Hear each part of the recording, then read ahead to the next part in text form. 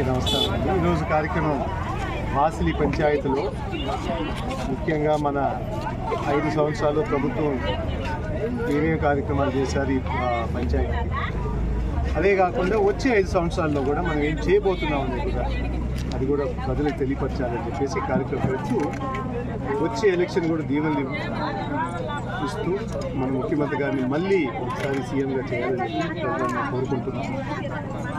ఈ ఎన్నికల్లో మీరందరూ గమనించుంటారు, గత 2-3 రోజుల నుంచే టీడీపీ వాళ్ళు భయమో లేకపోతే ఆల్రెడీ ఓటమి ఒప్పుకున్నారో రకరకాలుగా ఏం చేయాలని గురించి మాట్లాడకుండా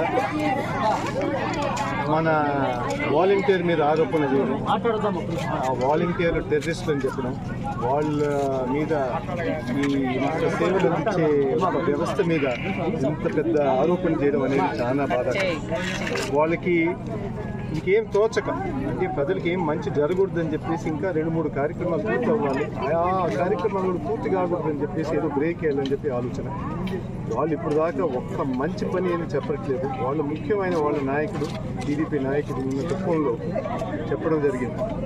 అంటే మహిళలు వాళ్ళ మగవాళ్ళకి భోజనం పెట్టొద్దు అని, ఆ ఓటు వేయకపోతే అని చెప్పి చెప్పడం జరిగింది. అది ఏమన్నా మాట? అట్లాంటి మాటలు చెప్పి ప్రతి ఇంట్లో ఒక చుచ్చు పెట్టడం కానీ ఆ విధంగా చేయడం చాలా తప్పు. మీరేం చేశారో చెప్పుకోండి. మీరు ఇప్పుడు 14 సంవత్సరాలు ముఖ్యమంత్రిగా ఉన్నారు కదా, ఆ 14 సంవత్సరాలు ప్రజలకు ఏం చేశారో చెప్పుకోవడానికి ఒక్కటి కూడా లేకుండా పోయే తల్లికి ఈ విధంగా ఆరోపణ చేయడమే కానీ వాళ్ళ ప్రచారం.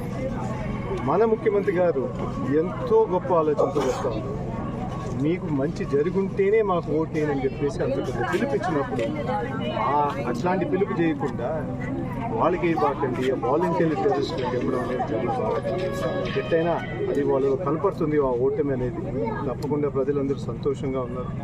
ఈ ఎలక్షన్లో మాత్రం మన ముఖ్యమంత్రి గారు కోరినట్టు 175 స్థానాలకి 175 స్థానాలు ఇస్తారని చెప్పి నేను భావిస్తున్నాను. చెప్పండి, తొందరగా కట్టుకోండి.